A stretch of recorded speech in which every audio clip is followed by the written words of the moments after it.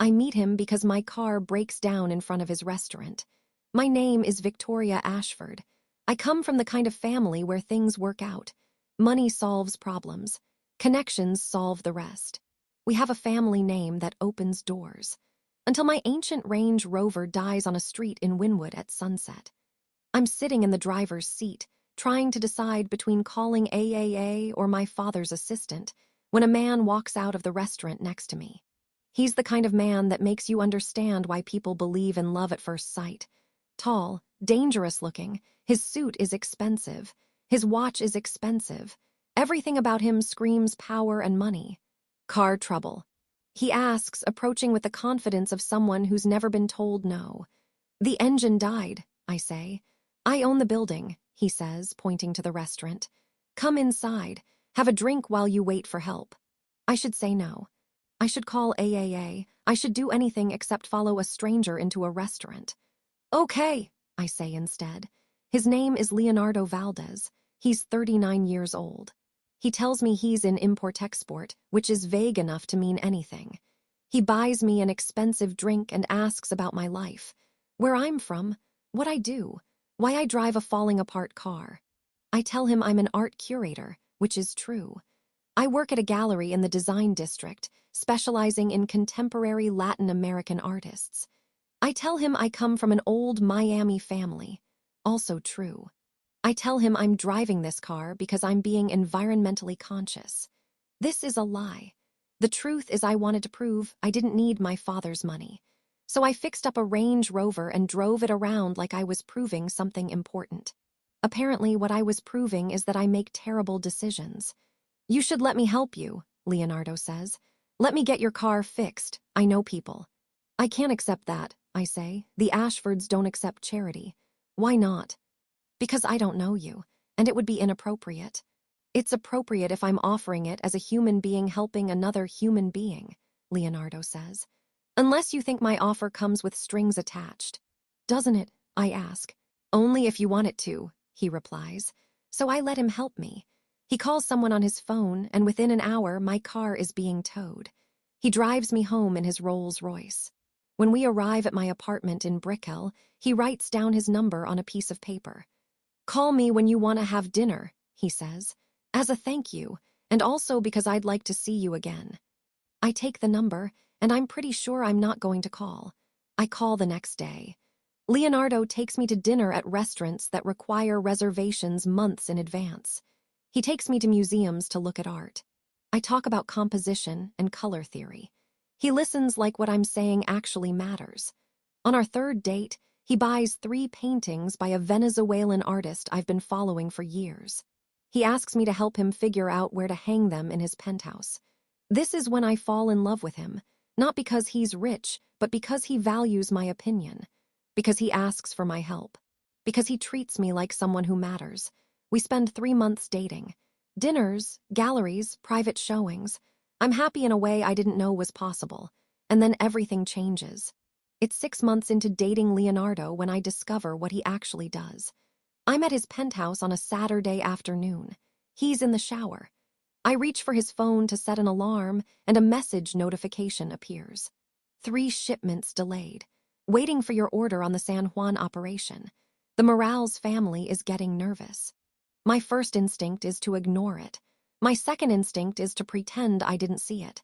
My third instinct wins out. I unlock the phone and open the message thread. There are dozens of messages, references to shipments, references to operations, references to people working for him, references to consequences for people who don't comply. The Miami crew is demanding a higher cut. Should we bring them in line? The Venezuelan supplier is having supply issues, recommending we cut ties and move to the Colombian contact. 3 dead in the Tampa operation. Federal investigation imminent. Need your approval to relocate operations. When Leonardo comes out of the shower, I'm sitting on his bed, holding his phone. What's the San Juan operation? I ask, trying to sound casual. He stops moving. His entire body goes rigid. Where did you hear that? He asks. Your phone, I admit. I'm sorry, I wasn't trying to be invasive, but it was sitting there and... That's not something you should worry about, he says, his voice completely different now. Harder, colder. Leonardo, what do you actually do? He sits down on the edge of the bed, not looking at me. I'm involved in organized crime, he says finally. I run distribution for the largest cartel in the Southeast. I've probably been responsible for at least 30 deaths. I make approximately $200 million a year, and I'm going to prison eventually, probably within the next 5 years. I process this information the way you process something that doesn't make sense. You're a criminal, I say. Yes. A serious criminal. Yes. And you didn't tell me. No, he says. I was trying to protect you. I was trying to keep you separate from my world. But I also wasn't ready to lose you, so I lied by omission. The thing about finding out that someone you love is a criminal is that the love doesn't just disappear. Not immediately. Instead, you sit there and try to reconcile the Leonardo you've been dating with the Leonardo who runs a cartel. You try to figure out if those two people can be the same person. Tell me everything, I say, so he does. He tells me about his childhood in a poor neighborhood in Miami, his mother working 2 jobs. The moment he realized that legitimate work wasn't going to get him ahead, he was 22, working at a construction company for minimum wage, watching people with trust funds get ahead while he stayed stuck. He met a man named Victor Reyes at a bar. Victor offered him a job, simple work at first, transporting packages, running errands, work with plausible deniability. Leonardo took the job because he needed the money. He needed to become someone. Within a year, he was running operations. Within 5 years, managing the entire Southeast distribution network. Within 10 years, one of the most powerful men in the cartel. I started to justify it, he tells me. I told myself people were going to buy from someone anyway, so it might as well be me. I told myself I wasn't violent, just in a violent business. I told myself all the things people tell themselves when they're doing terrible things and need to feel okay about it. But you're not okay about it, I say. No, he agrees. I haven't been for a long time. He tells me about the people he's killed. Not all the details. I don't think I could handle all the details, but enough that I understand the weight of what he's done. And I listen, and I don't leave. You should go, he says when he's done. Find someone legitimate and normal and uncomplicated. I don't want someone legitimate and normal and uncomplicated, I say. I want you. Even though I'm a criminal. Even though I've killed people. Even though I've hurt people. Even though, I say, and I mean it. He pulls me close and I can feel him shaking. You're going to regret this, he says. Maybe, I reply, but I'm not leaving. Leonardo brings me into his world slowly. First, he introduces me to his business associates. They look at me with a mixture of curiosity and concern, like I'm a beautiful mistake. Then he shows me his penthouse, the office with multiple computer systems, the safe room, the weapons cache, the ledgers documenting his empire. This is my life, he tells me. Everything here is built on violence and suffering. I need you to understand that. I understand, I say, but I don't. Not really. Not yet. The thing about loving a criminal is that you learn to live in a world where consequences are real and immediate.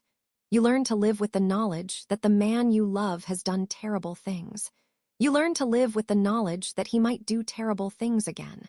Leonardo is careful about keeping me separated from the worst of his world, but I can feel its presence.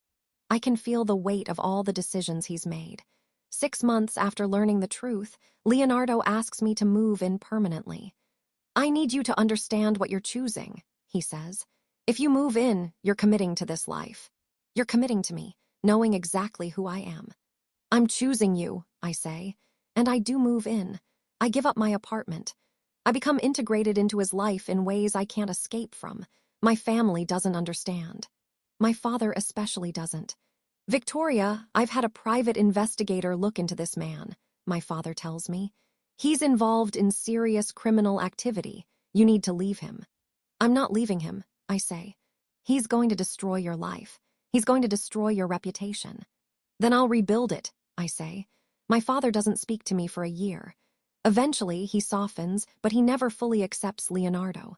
He views him as a temporary aberration in my judgment. He's wrong. Leonardo and I get married in a private ceremony with family present. My father attends, even though he's not happy about it. We buy a house in Coconut Grove, right on the water. It's beautiful and expensive and ours. I decorate it with art and plants and all the things that make a house feel like a home. We talk about having children. Leonardo is hesitant. A child would be a liability, he says. Someone who could be used against me. Then we won't have children, I say, and I mean it. I love Leonardo more than I want children. I continue working as an art curator. Leonardo insists on it. He doesn't want me dependent on him. He doesn't want me to lose my identity. So I work. I curate galleries. I build relationships with artists. I have a professional life separate from his criminal world. This balance works for us. It gives me something that's mine. It gives me an identity separate from being Leonardo's wife. By year 5 into our relationship, I'm deeply integrated into his life. I know who his associates are. I know the basic structure of his operations. I know who would betray him if given the chance. I also know that he's increasingly concerned about federal investigations. I know he's been talking to his lawyers about contingencies. I know he's preparing for the possibility of arrest. It happens on a Tuesday morning. Federal agents come to our house with a warrant. Leonardo and I are having coffee on our patio when they arrive. He doesn't resist. He doesn't run. He just sets down his coffee cup and tells me that he loves me. Then he lets them put handcuffs on him. Call my lawyer, he tells me. The number is in my phone. Tell him I'm being arrested. I call the lawyer.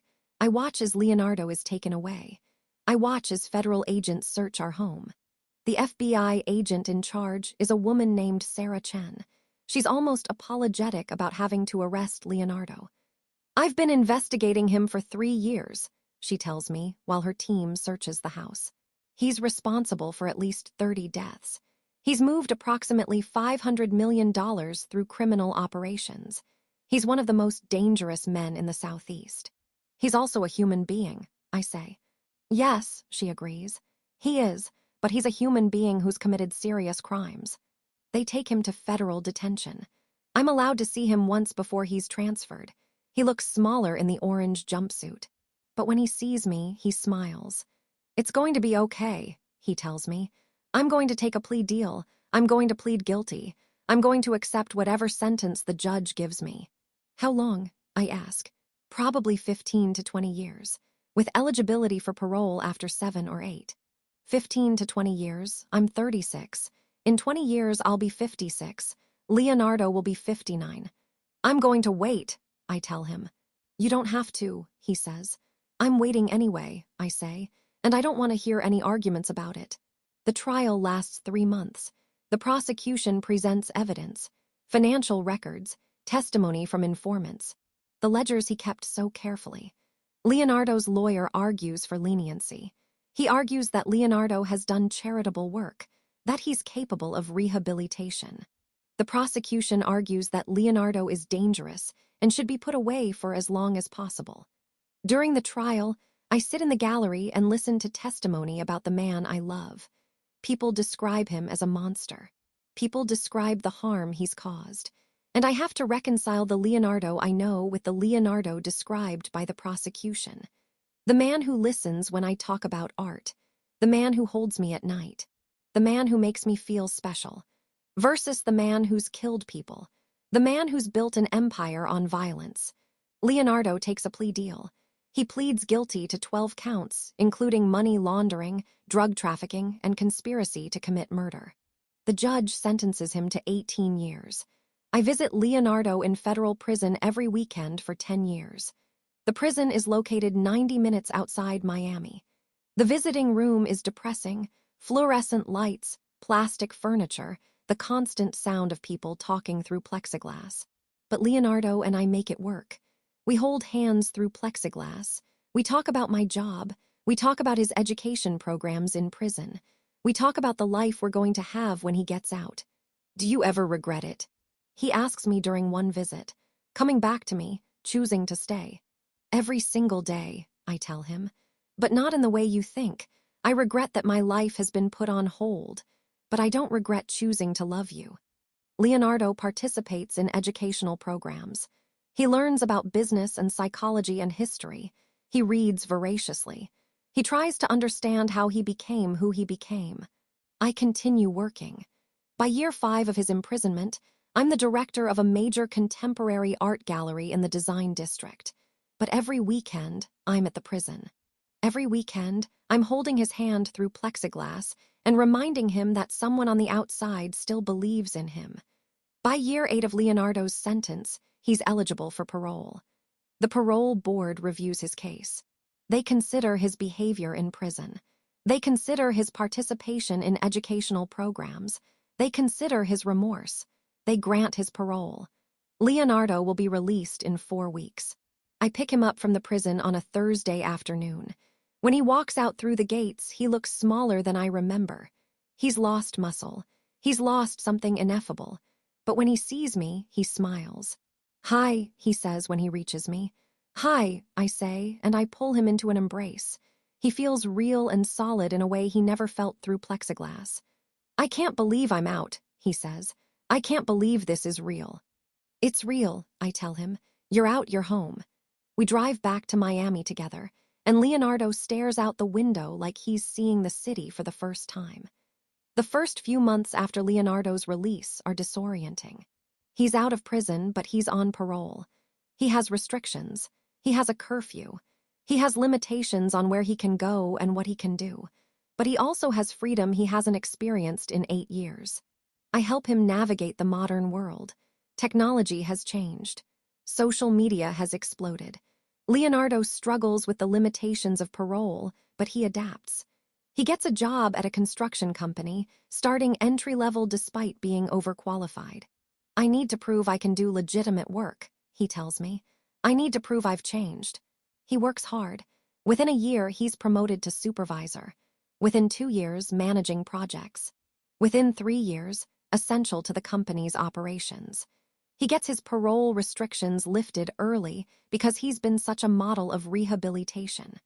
Over the next 10 years, Leonardo and I build a genuinely good life. He transitions from construction to consulting.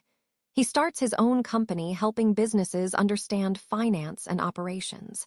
He's good at what he does because he understands business in a way most people don't.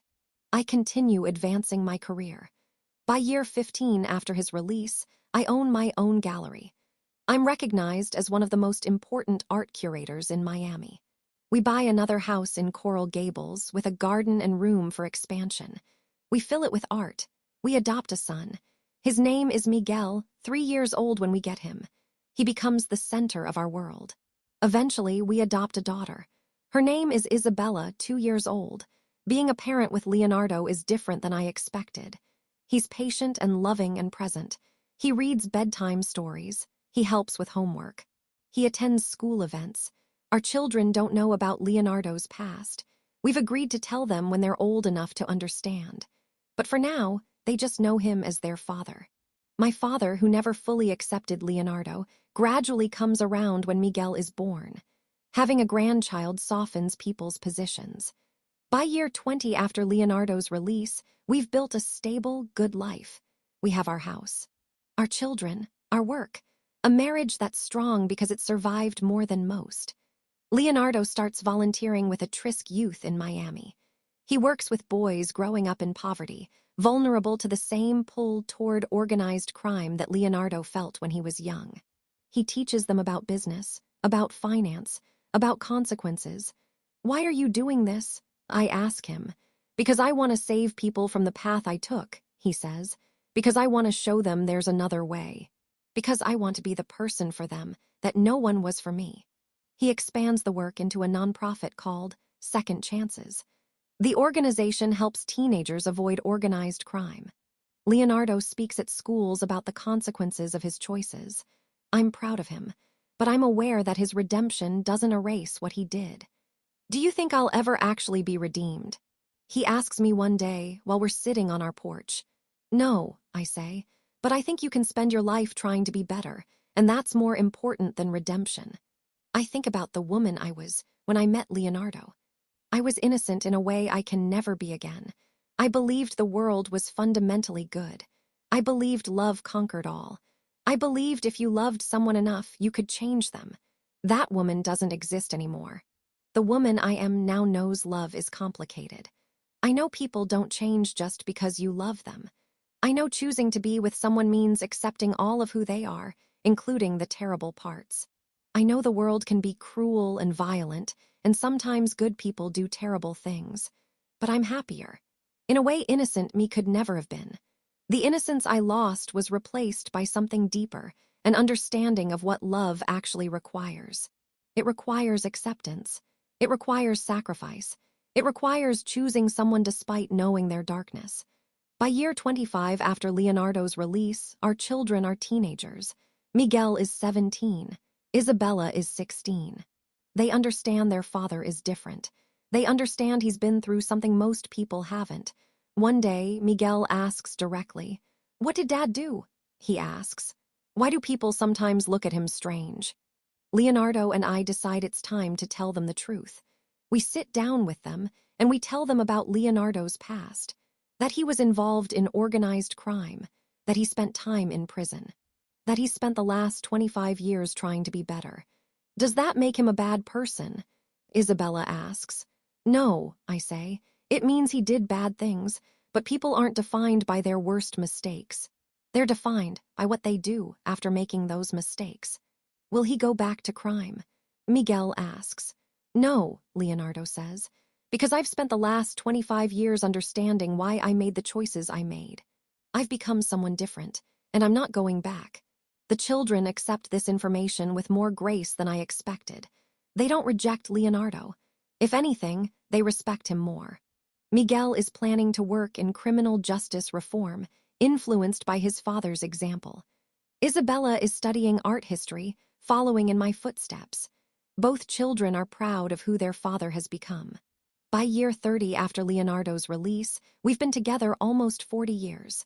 Leonardo is 69. I'm 65. We're approaching the end of our story. Leonardo steps back from the nonprofit work, but remains involved. He still mentors teenagers. He still speaks at schools. He still advocates for second chances. One day, Leonardo and I are having coffee on our porch, and he tells me something that catches me off guard. "Thank you," he says. "For what?" I ask.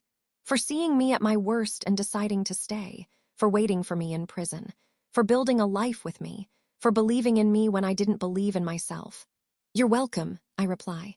"And thank you for being honest with me, for telling me what you were, even though it would have been easier to lie." "Would you have stayed if I'd kept lying?" he asks. "No," I say, "but I might have wasted years waiting for the truth.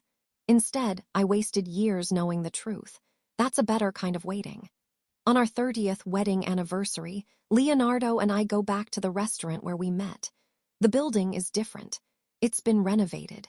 It's a different restaurant entirely. But we stand outside and we remember.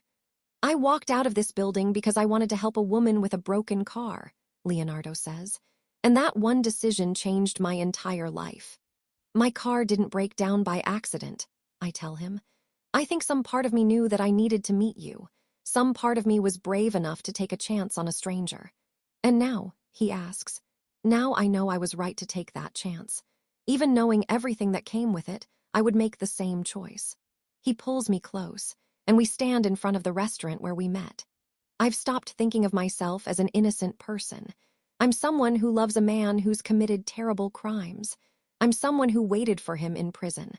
I'm someone who's built a life on the foundation of his past. That's not innocent. That's complicated and real in a way innocence could never be. And I'm okay with that. I'm more than okay with that. Leonardo finally tells me the full extent of the violence he committed. Not because I ask, but because he feels I need to know. He tells me about the people he killed, the operations he ran, the suffering he caused, and I listen and I don't leave. "Why are you telling me this?" I ask. "Because you deserve to know who you're married to," he says. "And because I need to know that you're staying with full knowledge of what I've done." "I'm staying," I tell him. "Not because I approve of what you did, but because I love you anyway." I've thought a lot about the choice I made when I decided to stay with Leonardo. Some people would say it was a mistake, that I wasted my life, that I settled for less than I deserved. They're probably right. But they're missing something fundamental. I didn't settle, I chose. And there's a difference between settling and choosing. I chose Leonardo, even knowing what he was, even knowing what he'd done, even knowing the consequences. And that choice has led me to a life that's richer and deeper and more real than any life I could have lived with someone safe and normal. The naive girl who met Leonardo at a broken-down Range Rover has become a woman who understands that love is a choice, not a feeling. A woman who understands redemption is possible. A woman who understands innocence is overrated. Leonardo asks me if I'm grateful. For what? I ask. For everything, he says. For staying, for loving me. For building a life with me. I am, I reply. But I'm also grateful for you, for being honest about who you were, for trying to be better, for proving people can change. People don't change, Leonardo says. They just decide to be different. That's the same thing, I tell him. No, he says. Change implies you had no choice, but deciding to be different, that's a choice. That's courage. We're sitting on our porch, and the sun is setting. Leonardo is holding my hand. We've been together almost 40 years. We've survived things most couples never have to survive, and I'm grateful for all of it. At the end, when I think about what loving Leonardo meant, I realize it was never about redemption. It was about choosing to love someone despite knowing exactly who they are. Leonardo is a man who's committed terrible crimes, a man who spent years in prison, a man who will never be entirely good. But he's also a man who spent 30 years trying to be better, a man who loves me with devotion most people never experience, a man who's dedicated himself to service and atonement. And I'm a woman who chose to love him anyway, not because I'm naive, but because I understand that love is more powerful than judgment. I fell in love with him before I knew what he was. And when I found out, I chose to stay anyway. That was my choice, and I would make it again. I think about what it means to have an innocent heart in a world that's fundamentally not innocent. I was innocent when I met Leonardo. Naive about what the world was capable of. I believed love could fix anything. I'm not innocent anymore. I know the world's capacity for cruelty. I know love doesn't fix everything. But I also know something innocent me didn't know. I know that choosing to love someone despite their darkness is courage. I know that waiting for someone is dedication. I know that building a life with someone who's done terrible things is grace. The woman I was when I met Leonardo at a broken-down Range Rover would be shocked at the life I've built. She would be shocked that I chose to stay. She would be shocked that I've dedicated my life to loving a man involved in organized crime. But the woman I am now understands that innocence is overrated. That real love requires accepting all of someone, the good and the bad and everything between. Leonardo and I are not a traditional love story. We're not something you'd see in movies. We're something real and complicated and genuine. And I'm grateful for that. Grateful for all of it, the good parts and the hard parts and the parts that scared me. I'm grateful for the man who helped me when my car broke down. I'm grateful for the life we've built together. I'm grateful for my choice to stay.